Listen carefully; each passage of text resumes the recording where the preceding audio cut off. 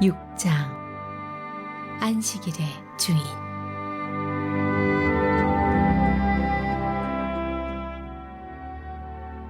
어느 안식일에 예수께서 곡식이 무르익은 밭 사이를 걷고 계셨다. 제자들이 곡식이 싹을 따서 손으로 껍질을 벗겨 먹었다. 몇몇 바리새인들이 말했다. 당신들은 어찌하여 안식일 규정을 어기고 이런 일을 하는 거요? 예수께서 제자들 편에 서셨다. 너희는 다윗과 그 동료들이 배고플 때 한 일을 읽어보지 못했느냐? 그가 성소에 들어가서 제사장들 외에는 아무도 먹지 못하게 되어 있는 제단에서 간 물려낸 빵을 먹지 않았느냐? 그는 그 빵을 자기 동료들에게도 주었다. 예수께서 말씀하셨다. 인자는 안식일의 종이 아니라 주인이다. 또 다른 안식일에 예수께서 회당에 들어가 가르치셨다. 거기에 한쪽 손이 오그라든 사람이 있었다. 종교학자와 바리새인들은 혹시나 안식일 위반으로 예수를 잡을까 하여 그 사람을 고쳐주나 보려고 그분을 주시했다. 예수께서 그들의 속셈을 아시고 손이 오그라든 사람에게 말씀하셨다. 일어나서 여기 우리 앞에 서거라. 그가 일어나섰다. 예수께서 그들에게 말씀하셨다. 너희에게 묻겠다. 어떤 행동이 안식일에 가장 합당하냐? 선을 행하는 것이냐? 악을 행하는 것이냐? 사람을 돕는 것이냐? 무력한 상태로 버려두는 것이냐? 예수께서 그들을 둘러보시며 각 사람의 눈을 쳐다보셨다. 그러고는 그 사람에게 말씀하셨다. 내 손을 내밀어라. 그가 손을 내밀자 그 손이 새 손과 같이 되었다. 그들은 화가 잔뜩 나서 어떻게 하면 예수께 보복할 수 있을지를 모의하기 시작했다.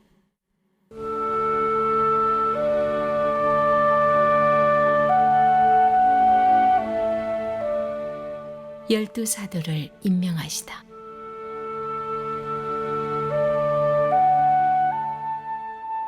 그 즈음에 예수께서 기도하러 산에 올라가셔서 밤새도록 하나님 앞에 기도하셨다. 이튿날 예수께서 제자들을 부르시고 그들 가운데 다음 12명을 정하셔서 사도로 임명하셨다. 예수께서 베드로라는 이름을 지어주신 시몬, 그의 동생 안드레, 야고보, 요한, 빌립, 바돌로메, 마테, 도마, 알페오의 아들 야고보, 열심당원이라는 시몬, 야고보의 아들 유다, 그분을 배반한 가룟 유다.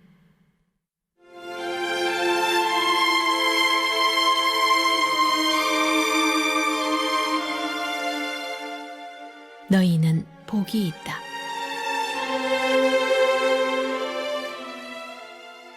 예수께서 그들과 함께 산에서 내려와 평지에 서시자 제자들이 그분 주위에 둘러섰고 곧이어 유대와 예루살렘과 심지어 해안 지방인 두로와 시돈에서 온 큰 무리도 모여들었다. 그들은 그분께 말씀도 듣고 병도 고치려고 온 것이었다. 악한 귀신에 시달리던 사람들이 고침을 받았다. 모든 사람이 예수께 손을 대려고 했다. 예수에게서 아주 강한 능력이 나와서 수많은 사람들이 나았기 때문이다. 예수께서 이렇게 말씀하셨다. 모든 것을 다 잃은 너희는 복이 있다. 그때서야 너희는 하나님 나라를 찾게 될 것이다. 굶주림에 지친 너희는 복이 있다. 그때에야 너희는 메시아의 음식을 먹을 준비가 된 것이다. 하염없이 눈물을 흘리는 너희는 복이 있다. 아침이 되면 기쁨을 맞게 될 것이다. 누군가 너희를 깎아내리거나 내쫓을 때마다, 누군가 내 평판을 떨어뜨리려고 너희 이름을 더럽히거나 비방할 때마다 너희는 복을 받은 줄 알아라. 그들이 그렇게 하는 이유는 진리가 너무 가까이 있어서 그들이 불편을 느끼기 때문이다. 그런 일이 일어날 때 너희는 기뻐해도 좋다. 아예 어린 양처럼 뛰어놀아도 좋다. 그들은 싫어하겠지만 나는 좋아하니 말이다. 온 천국이 박수를 보낼 것이다. 또한 너희만 그런 일을 당한 것이 아님을 알아라. 내 설교자와 증인들은 언제나 그런 대우를 받았다.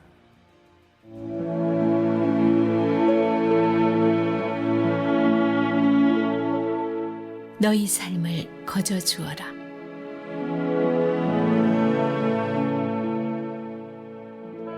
그러나 너희가 다 갖춘 줄로 생각하면 화가 있다. 너희 가진 것에서 더 얻을 것이 없을 것이다. 자기 자신으로 만족하면 화가 있다. 너희 자아는 오랜 만족을 주지 못할 것이다. 삶이 온통 재미와 놀이인 줄 알면 화가 있다. 고난이 기다리고 있고 그 고난이 너희에게도 닥칠 것이다. 다른 사람을 지켜 세우는 말과 비위를 맞추는 행동으로 사람에게 인정을 받으려고 하면 화가 있다. 사람의 인정을 받는다고 해서 진리의 편에 있는 것은 아니다. 얼마나 많은 악당 설교자들이 너희 조상의 인정을 받았는지 생각해 보아라. 너희가 할 일은 진실하게 사는 것이지 인기를 얻는 것이 아니다. 진실을 맞아들일 준비가 된 너희에게 내가 말한다.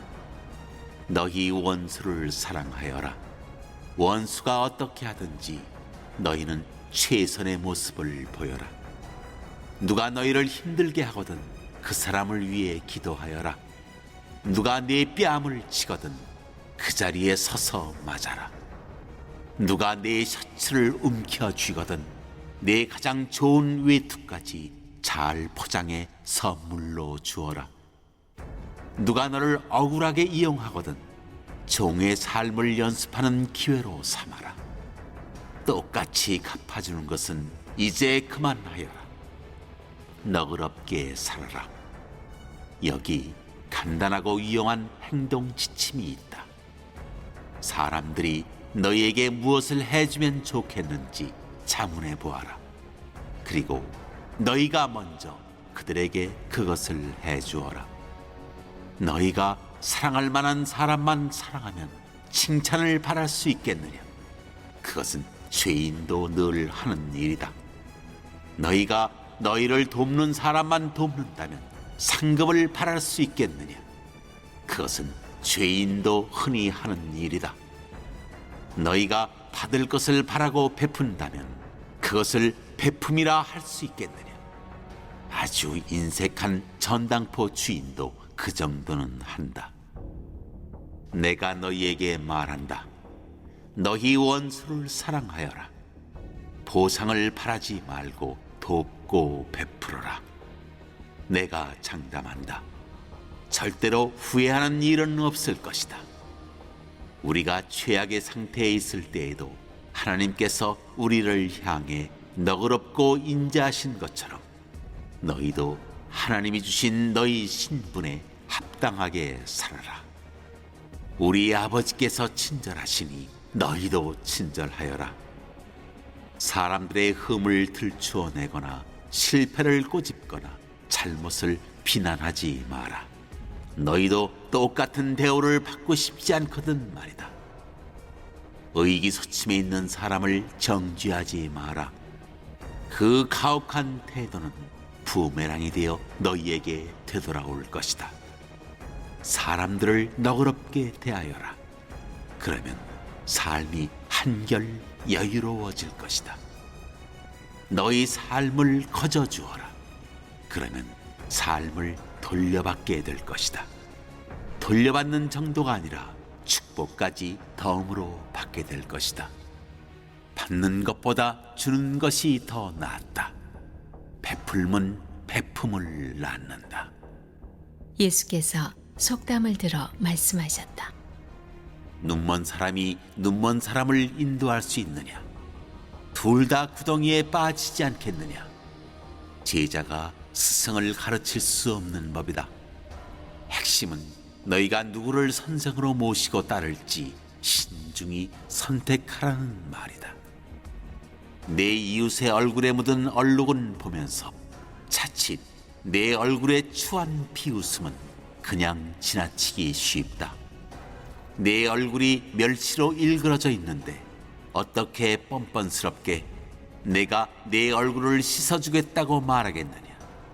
이는 내가 너보다 잘 안다는 사고방식이며 자기 몫을 살기보다는 남보다 거룩한 척 연기를 하는 것이다. 내 얼굴에 추한 비웃음부터 닦아내라. 그러면 내 이웃에게 수건을 건네줄 만한 사람이 될지도 모른다.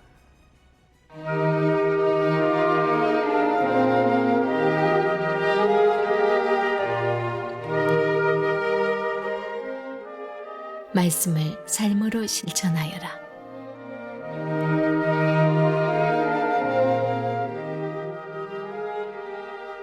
건강한 나무에서 벌레 먹은 사과를 딸 수 없고 병든 나무에서 좋은 사과를 딸 수 없다.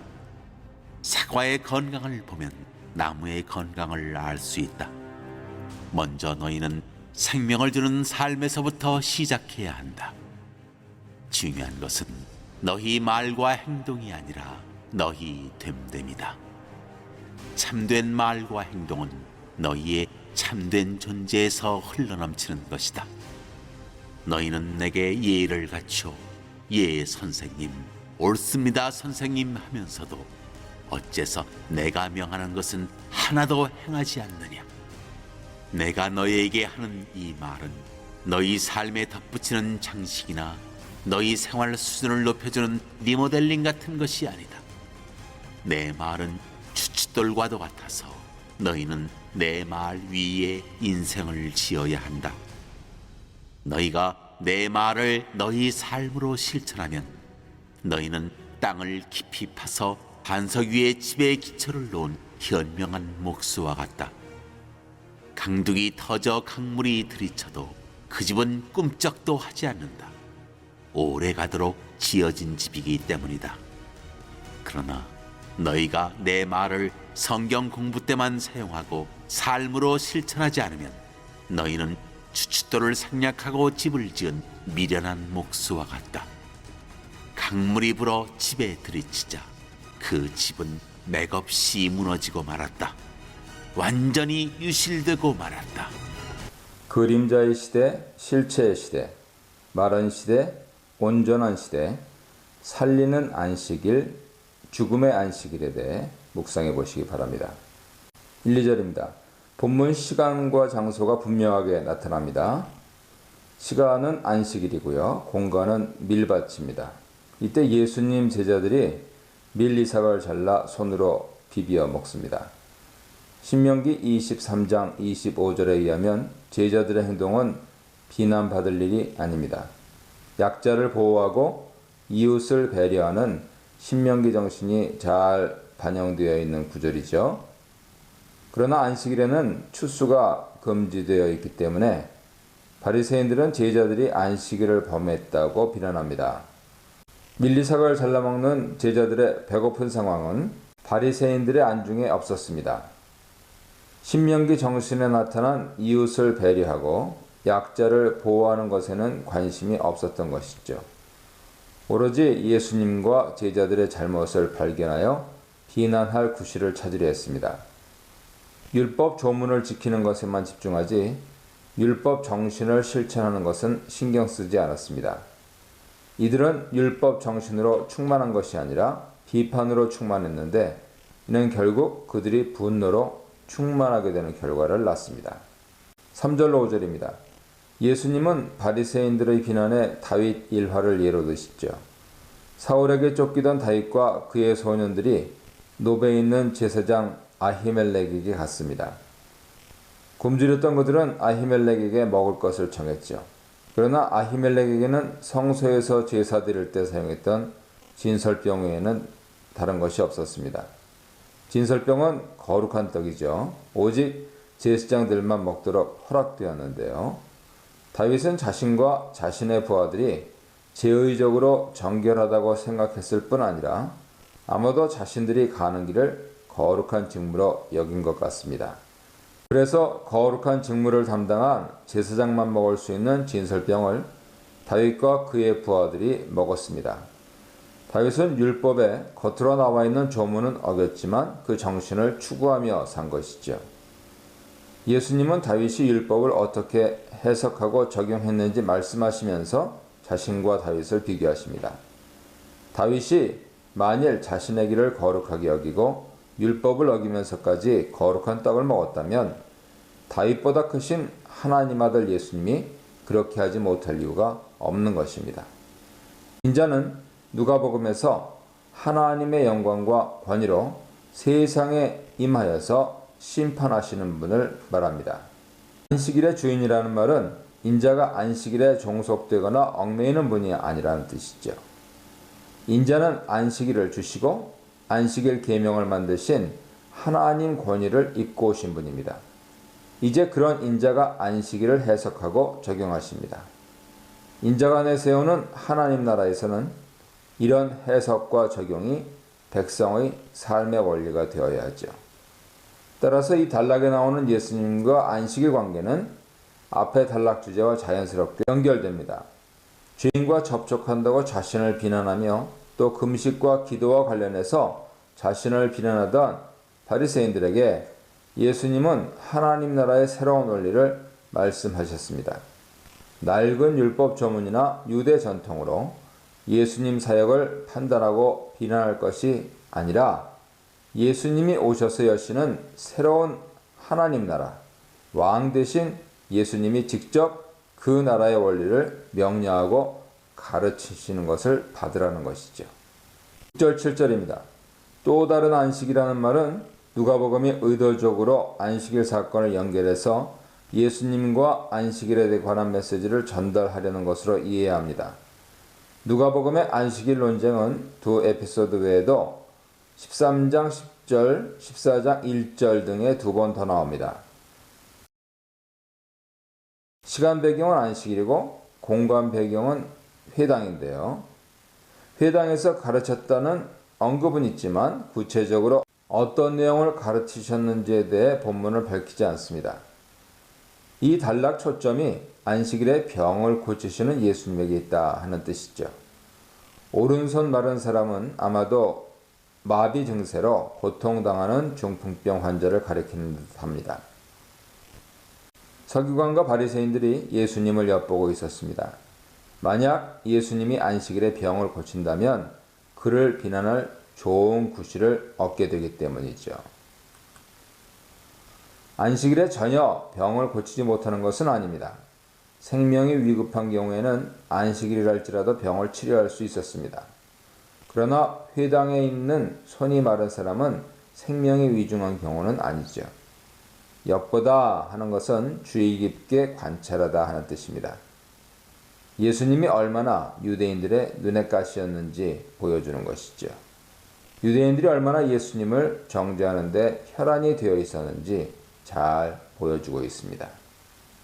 8절 11절입니다. 예수님은 서기관과 바리새인들의 의도를 간파하셨습니다. 예수님은 사람 속을 꿰뚫고 보시죠. 우리 속에 있는 깊은 것이라도 예수님은 모르시는 것이 없습니다. 서기관과 바리새인들의 불의한 의도를 아시고 손 마른 사람을 한가운데 일으켜 세우십니다. 공개적으로 병을 치료해서 안식일의 참뜻을 공개적으로 드러내시겠다는 것이죠. 이후에 서기관과 바리새인들에게 질문하심으로써 예수님은 자신의 의도를 더욱 분명히 하십니다. 안식일에 선을 행하는 것과 악을 행하는 것을 비교하십니다. 선을 행하는 것은 곧 생명을 구하는 것이요, 악을 행하는 것은 곧 죽이는 것입니다. 안식일은 창조주 하나님과 구속주 하나님을 기억하는 날이죠. 따라서 안식일의 기본 정신은 하나님을 기억하는 것에 있지 선을 행하는 것조차 금지하는 것에 있지 않습니다. 오히려 안식일에 이웃사랑을 적극 실천해야 하죠. 이것이 율법의 두 가지 핵심 중 하나이기 때문입니다.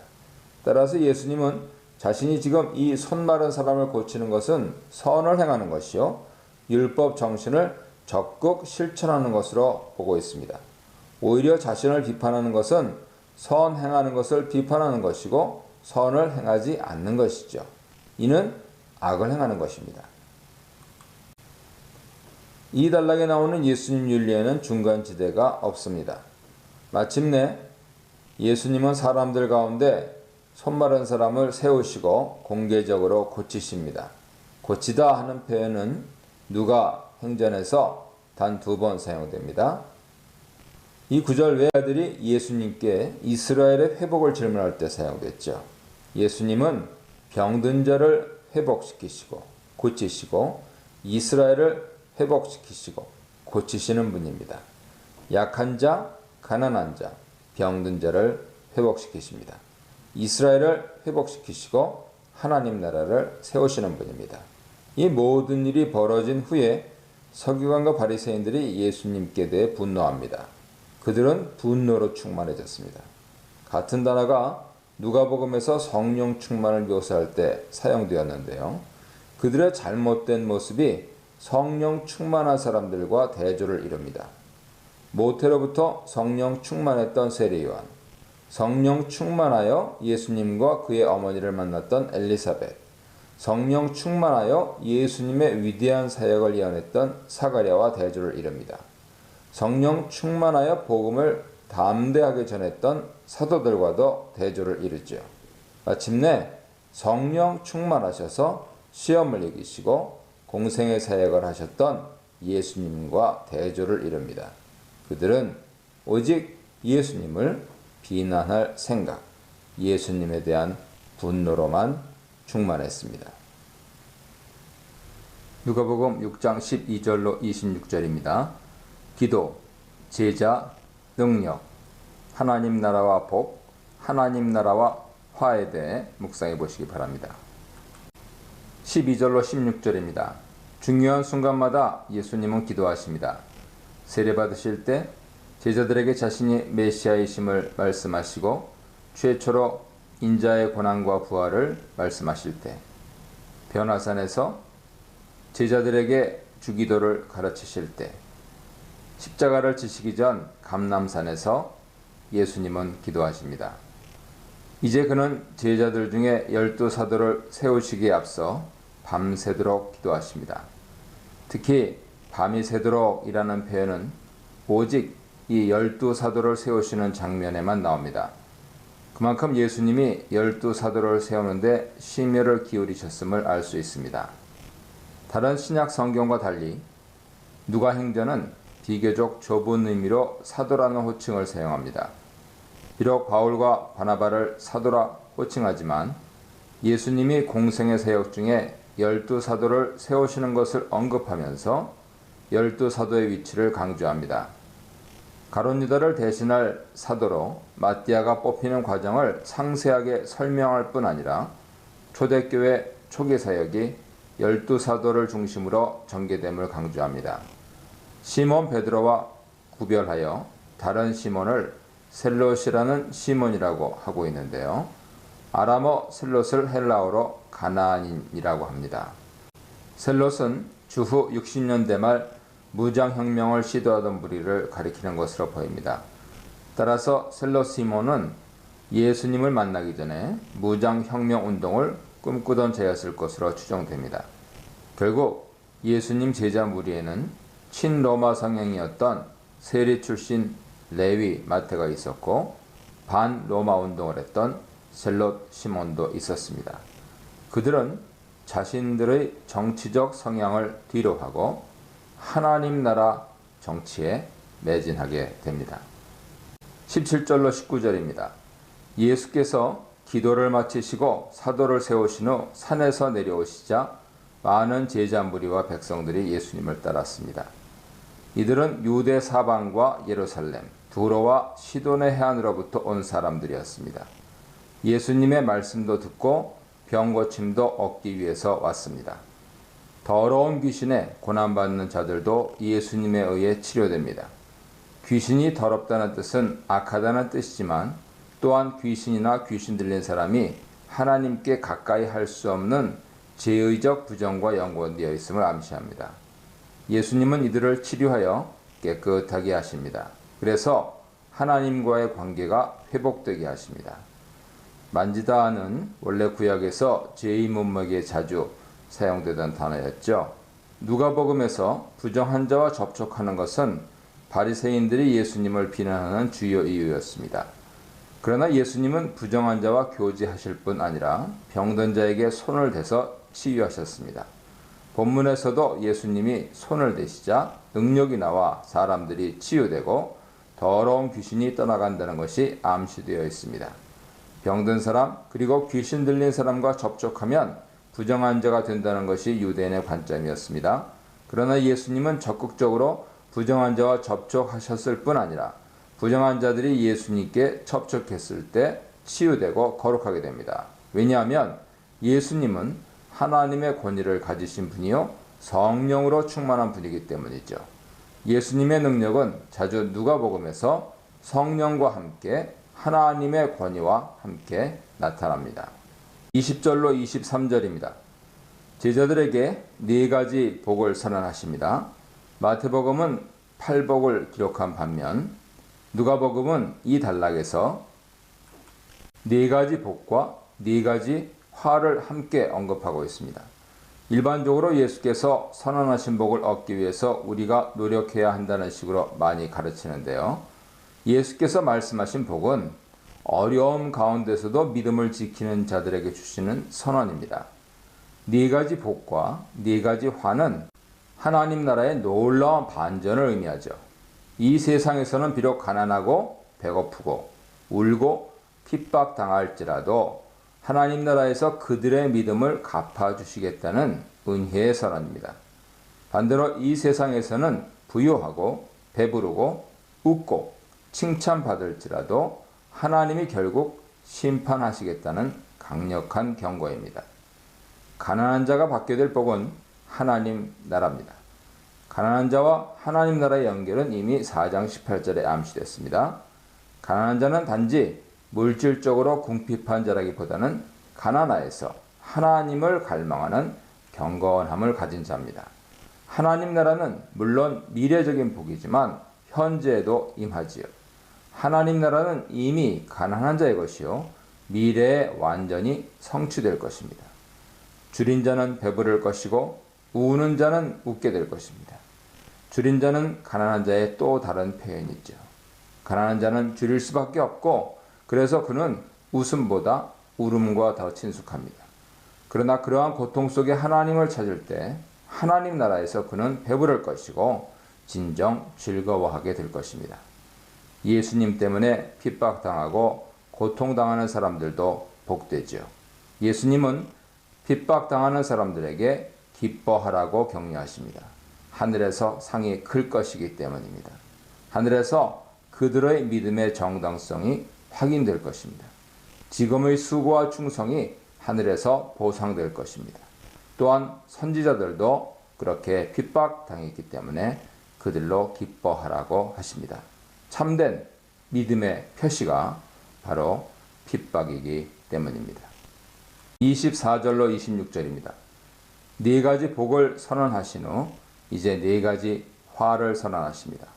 화 있을진저는 누가복음에서 예수님이 바리새인이나 율법 교사들에게 쏟으시는 저주입니다. 심판이 가까이 왔기 때문에 위험을 경고하는 표현입니다. 첫 번째 경고는 부유한 자에게 주어졌습니다. 부유한 자에 대한 부정적인 시각은 누가복음 전체에서 자명하죠. 그러나 모든 부유한 자들이 다 하나님 심판을 받는 것은 아닙니다. 따라서 단지 물질적으로 부유하기 때문에 하나님 심판 대상이 되는 것은 아닙니다. 물질이 풍성한 자는 그 물질 때문에 하나님을 찾지 않는 경향이 있죠. 물질의 부유함 때문에 영적 자만심이 가득하기 때문입니다. 그들은 이 세상에서 이미 위로를 받았습니다. 받다라는 말은 다 받고 영수증까지 써서 준 상태를 가리킵니다. 그만큼 부유한 자가 하나님께로부터 받을 것이 없다는 말입니다. 또한 하나님 나라에서 배부른 자는 줄일 것이고 지금 웃는 자는 울 것입니다. 배부름과 웃음은 부유한 자들이 이 땅에서 누리는 것이죠. 이러한 풍족한 삶 때문에 그들은 영적 자만으로 하나님을 찾지 않습니다. 그들에게는 죄에 대한 고민도 진정한 회개도 없습니다. 그래서 그들에게 심판이 올 것입니다. 배고픔과 울음이 그들을 기다립니다. 네 번째 경고는 모든 사람들에게 칭찬을 받는 자들에게 주어집니다. 앞서 예수님을 믿는 자들은 예수님의 이름 때문에 핍박을 당한다고 했습니다. 그런데 모든 사람들에게 칭찬을 받는다면 그들은 참 믿음으로 살지 않는다는 뜻입니다. 이는 마치 거짓 선지자의 삶과 같습니다. 거짓 선지자들은 사람 귀에 듣기 좋은 말만 했습니다. 그래서 그들은 사람들에게서 칭찬을 들었습니다. 하나님 나라에서는 인정받지 못할 것입니다. 누가복음 6장 27절로 38절입니다. 사랑할 수 없는 자를 사랑하라. 사랑받고자 하는 대로 사랑하라. 비판과 따짐을 유보하라에 대해 묵상해 보시기 바랍니다. 27절로 30절입니다. 앞단락에서 하나님 나라 백성의 네 가지 복에 대해 말씀하신 예수님은 이제 하나님 나라 백성이 구체적으로 어떤 윤리적인 삶을 살 것인지 교훈하십니다. 가장 첫 번째 교훈은 원수 사랑입니다. 구약 윤리를 함축하면서도 더 짧고 분명하게 하나님 나라 윤리를 설명하십니다. 레위기 19장 18절은 원수를 갚지 말며 동포를 원망하지 말며 내 이웃 사랑하기를 내 자신과 같이 사랑하라고 말씀합니다. 예수님은 간결하지만 더 직접적으로 원수 사랑을 요구하십니다. 단순히 원수를 갚지 않는 것이 아니라 오히려 원수를 사랑하라고 하십니다. 27, 28절에서 예수님은 4개 명령형 동사를 사용해서 원수 사랑하는 것을 다른 표현으로 반복하십니다. 마태복음은 눈은 눈으로, 이는 이로 갚으라는 율법 말씀을 예수께서 재해석하시는 문맥에서 원수 사랑을 말씀을 하고 있죠. 구체적인 예를 들어서 누가복음에서는 원수 사랑을 교훈하십니다. 원수 사랑을 실천할 4가지 예를 29, 30절에서 말씀하고 있는데요. 뺨을 치는 것은 폭력 공격이라기보다는 상대방 모욕이죠. 걷어빼앗는 것은 사람의 의식주를 침범하는 것입니다. 율법에 의하면 한 사람 겉옷은 해가 지도록 저당 잡을 수 없습니다. 겉옷은 사람에게 가장 기본적인 필요이기 때문이죠. 출애굽기 22장 26절 이하 보세요. 예수님은 원수가 심각한 손실을 입을 때조차 복수하기보다 오히려 속옷까지 주며 더 적극적으로 사랑을 실천할 것을 주문하십니다. 31절로 34절입니다. 남에게 대접을 받고자 하는 대로 너희도 남을 대접하라는 말씀은 마태복음과 다른 문맥으로 사용됩니다. 마태복음은 이 황금률 구절을 기도를 강조하는 단락과 좁은 길 제자도를 강조하는 단락 사이에 위치시키죠. 마태복음 7장 11절과 13절 사이에 있습니다. 그리고 이 황금률이 율법과 선지자의 교훈과 닿아 있음을 밝히고 있습니다. 한편 누가복음은 황금률을 제자도, 즉 하나님 나라 백성의 삶과 더 직접적으로 연결시킵니다. 원수 사랑이라는 하나님 나라 백성의 삶을 다르게 설명하는 방법으로 황금률을 사용하고 있죠. 이어지는 32, 34절에서 황금률의 3가지 예를 보여줍니다. 이 예들은 죄인들과 대조하면서 하나님 나라 백성 윤리가 세상 윤리보다 훨씬 탁월해야 한다는 것을 보여주죠. 죄인들도 자기를 사랑하는 자를 사랑합니다. 죄인들도 자기를 선대하는 자를 선대합니다. 죄인들도 되돌려받기를 바라며 꿔줍니다. 그러나 하나님 나라 백성은 자기를 사랑하지 않는 자를 사랑해야 합니다. 자기를 선대하지 않는 자조차 선대해야 합니다. 돌려받을 수 없을 때라도 꾸어주어야 합니다. 이런 윤리가 예수님께서 세울 하나님 나라 백성들이 살아가는 방법이죠. 그러나 예수님은 단순히 의무만을 나열하시지 않습니다. 이러한 삶이 하나님 나라 백성의 정체성과 연결되면서 결국 풍성한 상으로 되돌아올 것임을 밝히십니다. 35절, 36절입니다. 원수를 사랑하는 것은 하나님 아버지 성품을 세상에 나타내는 것입니다. 원수를 사랑하는 제자의 삶은 하나님 아들로서 정체성과 관련됩니다. 본문은 문자적으로 원수 사랑을 실천할 때 큰 상을 받을 것이고 하나님 아들이 될 것이다 이렇게 이해할 수 있습니다. 그러나 우리 행함이 우리가 하나님 자녀됨의 조건은 아니죠. 그럼에도 불구하고 하나님 자녀는 그 행함으로 자신의 신분을 증명합니다. 하나님은 그의 은혜를 모르는 자와 악한 자에게도 인자하시죠. 인자한을 뜻하는 헬라어 단어는 은혜로운이라고 번역될 수 있습니다. 이 단어는 구약에서 특히 시편에서 자주 하나님의 선하심, 은혜로우심을 나타낼 때 사용되었습니다. 24편 8절, 33편 9절, 85편 5절, 95편 5절 보세요.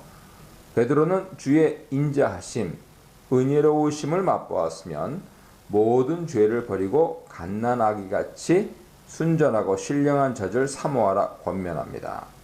2장 1절, 베드로전서 2장 1절에 참조하세요. 하나님은 은혜를 모르는 자에게 은혜로우신 분입니다. 은혜를 모르는 자는 다른 말로 감사할 줄 모르는 자죠. 감사할 줄 모르는 자들에게 하나님은 여전히 은혜로우십니다. 그와 같이 예수님 제자들도 그런 은혜를 다른 사람에게 베풀어야 하죠. 이것이 원수를 사랑하는 것이고 황금률을 실천하는 것입니다. 또 다른 하나님 성품은 자비입니다. 하나님 나라 백성은 하나님의 자비로우신 같이 다른 사람에게 자비를 베풀어야 합니다.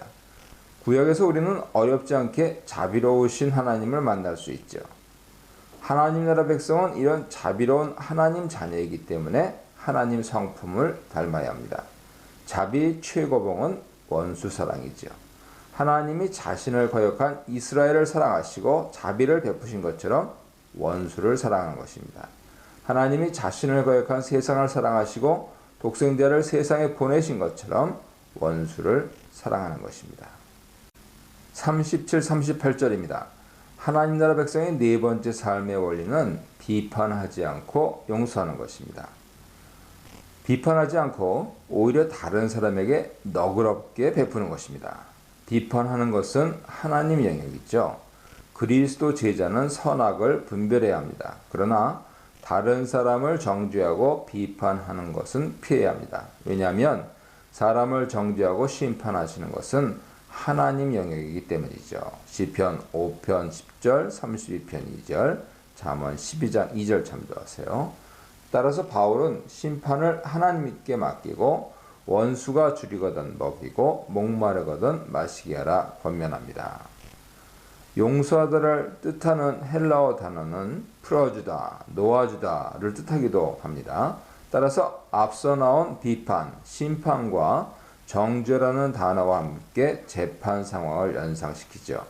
내가 하나님 위치에서 사람을 심판하고 정죄해서 감옥에 가두는 것은 하나님 나라 백성의 삶이 아닙니다. 물론 공공 영역에서 죄인을 판단하고 징계하는 것은 필요합니다. 그러나 본문이 말하는 것은 관계 상황이죠. 개인적으로 원수를 갚거나 심판하지 말라는 뜻입니다. 주는 자가 받을 복을 말씀하심으로 주는 것을 격려하시는데요. 세 단계에 걸쳐서 풍성하게 주신다는 것을 보여줍니다. 후히 되어 누르고 흔들어서 마침내 가지고 있는 되가 넘치도록 주시겠다는 약속입니다. 따라서 우리가 관용을 가지고 너그럽게 베풀면 하나님께서 더 풍성하게 갚아주십니다. 원수를 사랑하고 남을 대접하는 것이 당시에는 희생과 헌신을 필요로 하지만 나중에는 결국 더 큰 복으로 돌아오게 될 것이죠.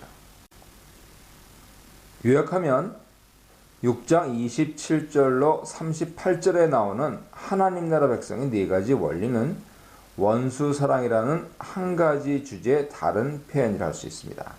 원수 사랑이 곧 황금률을 실천하는 것이죠. 원수를 사랑하는 것은 하나님 성품을 담는 것입니다. 다른 사람을 비판하지 않고 너그럽게 베푸는 것이 원수 사랑의 실천입니다.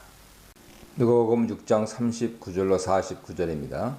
제자, 남의 티보다 자기 들보를 보는 자, 선한 열매로 선한 마음을 드러내는 자, 실천을 통해 고백이 진실임을 드러나는 자에 대해 묵상해 보시기 바랍니다.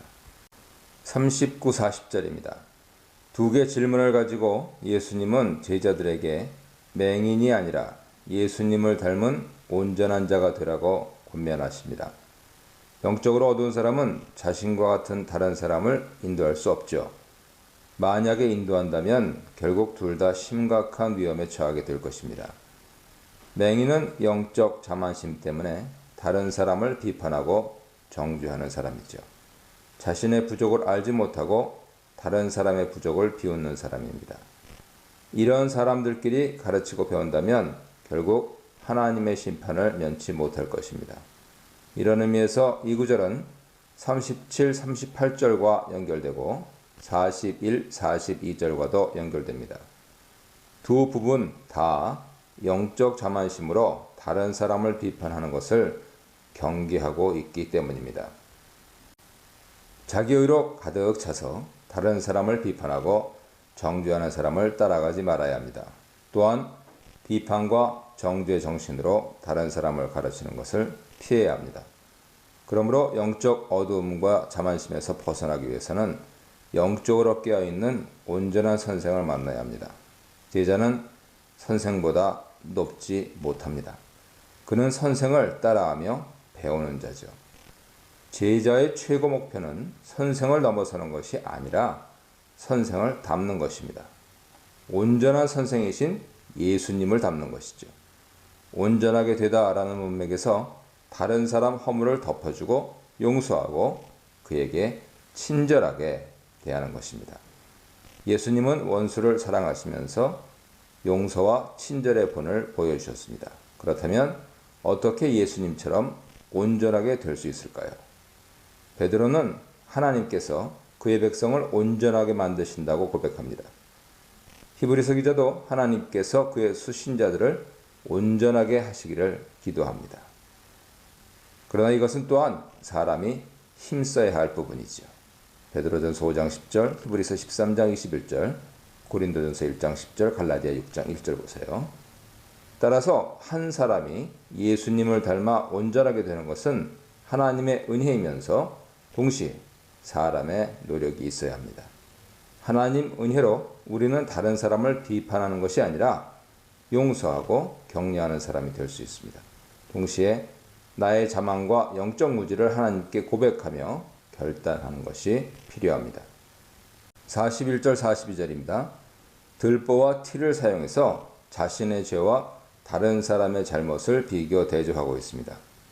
본인에게는 굉장히 큰 죄가 있음에도 불구하고 다른 사람의 사소한 잘못에 민감한 사람 형태를 예수님 지적하시고 있습니다.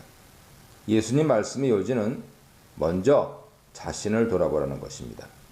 심지어 다른 사람의 잘못을 발견할 때조차도 자신의 죄를 먼저 돌아보고 자신의 죄를 먼저 처리하는 것이 옳다는 말씀이죠. 사실 자신의 눈에 들보가 있으면 제대로 보지 못합니다. 내 눈에 들보를 제거하면 제대로 된 시각에서 상대방을 바라볼 수 있습니다. 또한 들보라는 말은 강조하는 말입니다. 아주 작은 티도 내 눈에 들어오면 눈동자 바로 앞에 있기 때문에 굉장히 크게 보이죠. 즉 들보처럼 크게 되는 것입니다. 이는 아무리 작은 죄라도 그것이 나의 관점을 오염시키면 굉장히 큰 영향을 끼치게 된다는 말입니다. 그러므로 나에게 있는 아무리 작은 죄라도 이것을 먼저 처리하는 것이 우선해야 합니다. 함부로 남을 비판하기 전에 우선 나를 먼저 돌아보아야 합니다. 외식하는 자라는 표현은 누가복음에서 이 구절 외에 2번 더 등장합니다. 예수님은 천지기상은 잘 분간하면서 이 시대를 영적으로 분간하지 못하는 자들을 향해 외식하는 자들이라고 하시죠. 또한 예수님이 안식일에 병 고치는 것을 보고 비판하는 회당장 유대인들에게 외식하는 자들이라고 하십니다. 이 호칭은 마태복음에서 가장 많이 나오는데 주로 서기관들, 바리새인들을 꾸짖으실 때 예수님 사용하신 호칭입니다. 이 구절에서는 자신의 죄를 돌아보는 데는 부정직하고 불성실하면서 다른 사람 잘못에는 아주 민감한 사람을 가리키고 있습니다. 43절 45절입니다. 사람의 마음과 말의 연관성을 나무와 열매의 연관성에 비유하실 말씀인데요. 마태복음은 이 비유를 거짓 선지자를 조심하라 하는 문맥에서 사용합니다. 마태복음 7장 보세요. 아무리 화려한 말이나 논리적인 언변이 있다 할지라도 그들의 삶의 열매를 보면 그들이 어떠한지 알 수 있습니다. 그러므로 예수님은 그 열매를 보고 거짓 선지자를 조심하라 하십니다. 이에 반해 누가복음은 개인 적용에 초점을 맞추고 있습니다.